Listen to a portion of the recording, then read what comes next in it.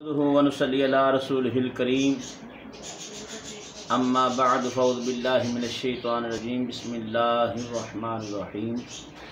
ان الله وملائكته يصلون على النبي يا ايها الذين امنوا صلوا عليه وسلموا تسليما الصلاة والسلام عليك يا سيدي يا رسول الله وعلى آلك واصحابك يا سيدي يا حبيب الله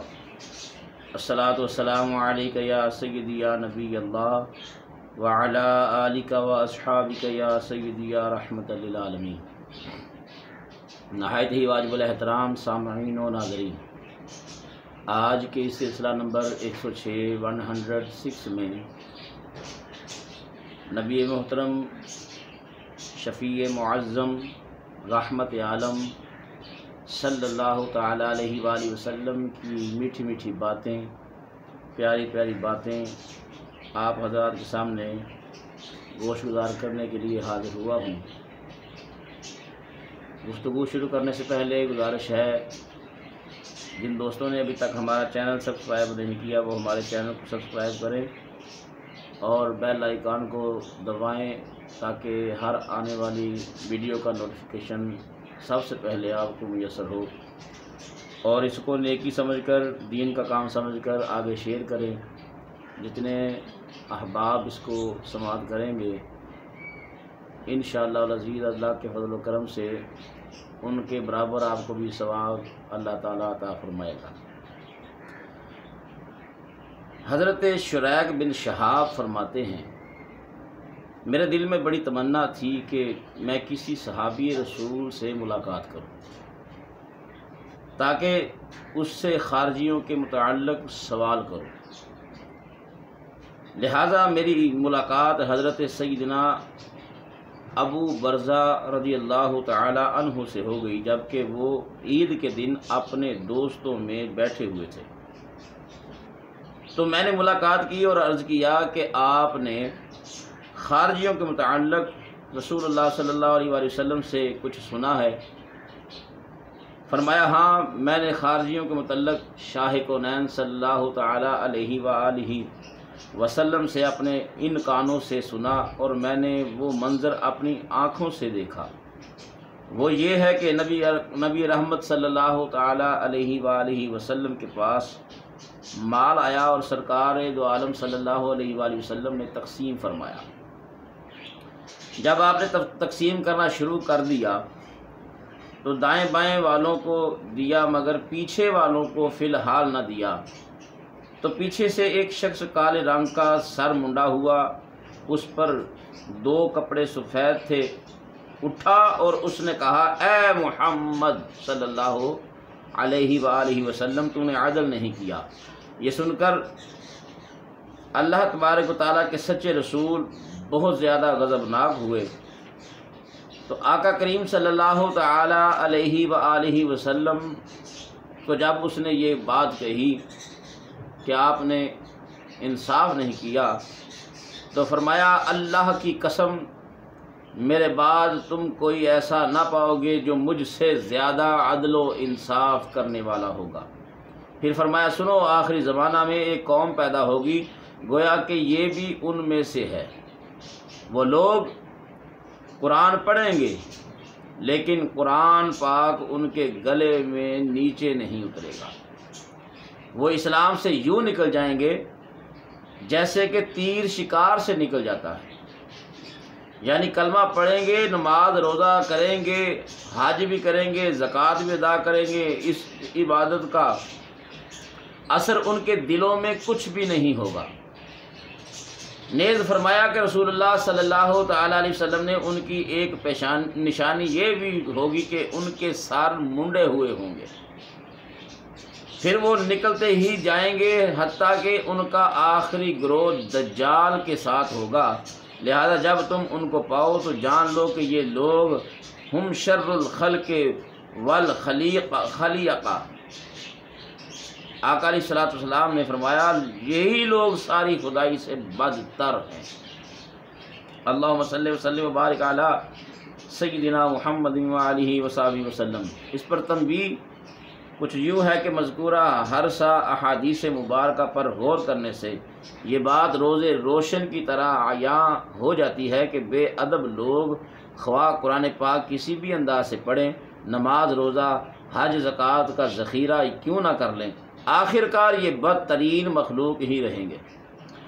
اور یہ کسی مولوی یا واعظ کی بات نہیں، بلکہ یہ فرمان ان کی زبان حق ترجمان سے ثابت ہے جن کا کلمہ پڑھ کر ہم سب مسلمان کہلاتے ہیں، جن کی زبان حق ترجمان کی خود خالق کائنات جل جلالہ قرآن پاک میں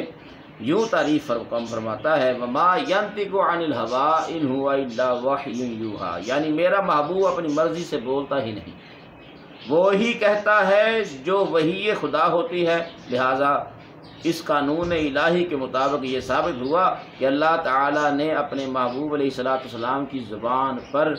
یہ اپنا حکم جاری کیا کہ بے ادب لوگ ساری خدائی سے بدتر مخلوق ہیں۔ اب ان بے ادبوں سے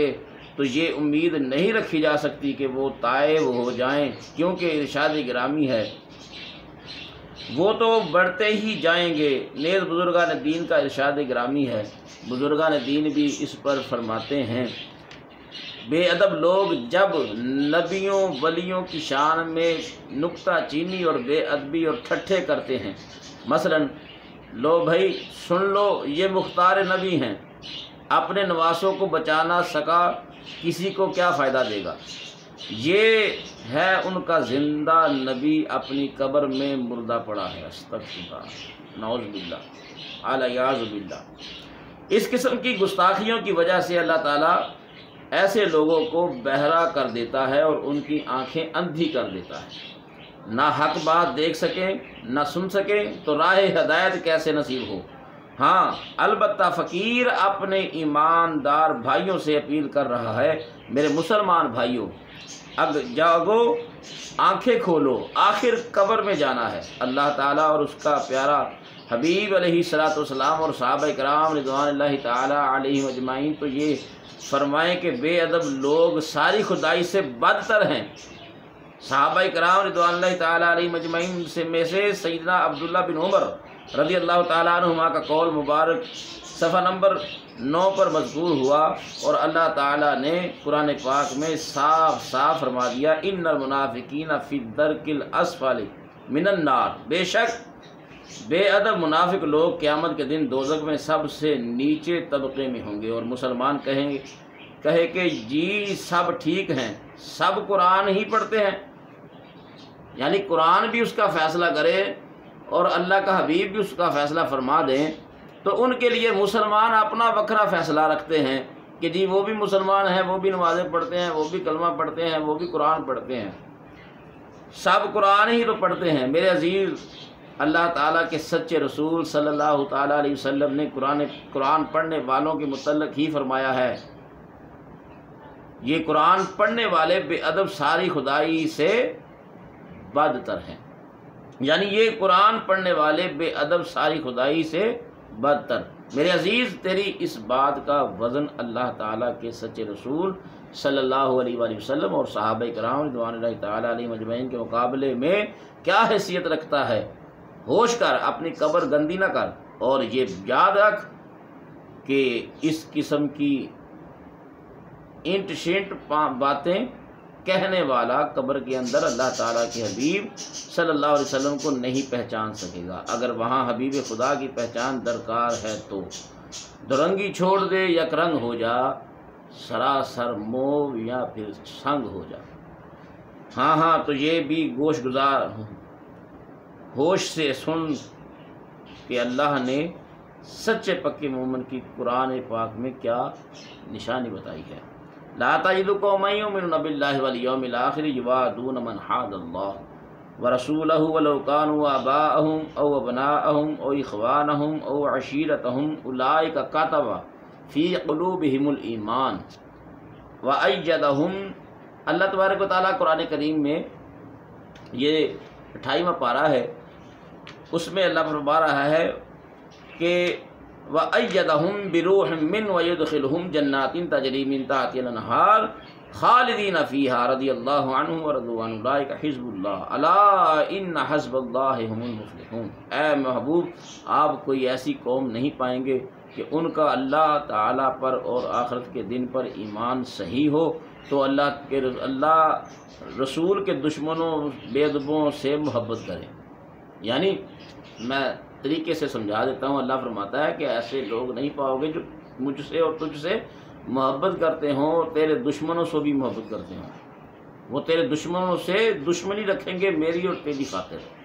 تو اللہ تبارک و تعالیٰ نے فرما دیا کہ محبوب ایسے لوگ نہ پاؤ گے جو مجھ سے اور تجھ سے محبت کرتے ہوں اور میرے اور تیرے دشمنوں سے بھی محبت کرتے ہوں، نہیں، فرمایا ایسے لوگ ایمان والے نہیں ہوں گے، وہ لوگ ایمان والے نہیں ہوں گے۔ لا تجد قوما یؤمنون، ایسی قوم کہ جو ایمان رکھتی ہو اللہ اور رسول پر اور اللہ اور رسول کے دشمنوں سے دوستی رکھتے ہوں، ایسے لوگ اللہ تبارک و تعالیٰ نے فرمایا